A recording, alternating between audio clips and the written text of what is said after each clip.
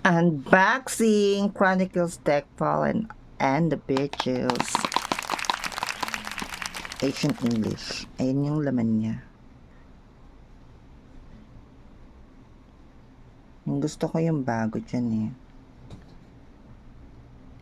Hindi ko kilala. Basta yun.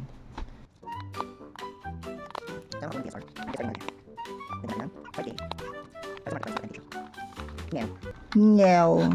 Ito yung game mat. Wow, ang ganda ng game mat.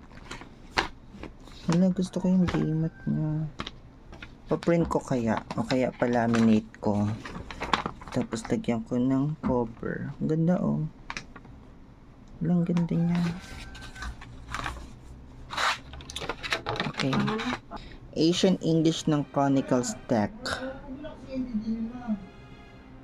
Albion. Uy, si QM.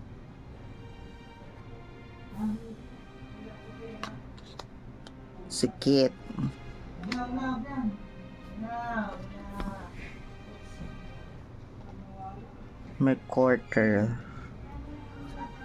Mercurial.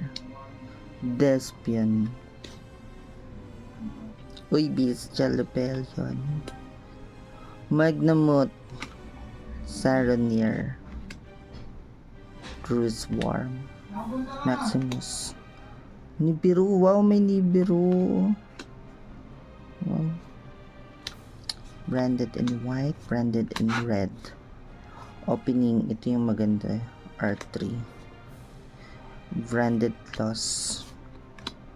May Nadir. May Nadir na naman. Branded bond. Uy! Polish! Wow, may polish. Gold Sark. Super Poly. Uy, Super Poly. Distribution. Punishment. Beast. Uy, Black Goat. Punishment. Duplication. Uy, Alba. Yan. Ito na yung mga fusion. Ng, tactics nakuha ko. Tactics nakuha ko. Ayan yung nakuha ko. Tactics.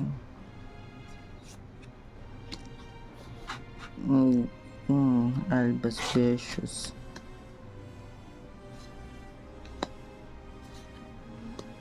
Ito na yung mga bago. Itong apat.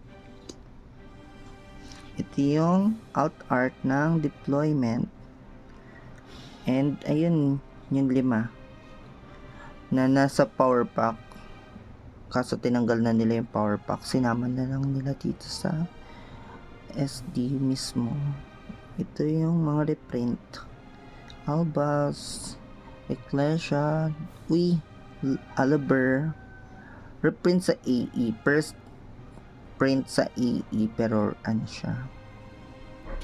First print sa AE. First print sa AE. Wow. Albion. Ang ganda ng print ni Albion.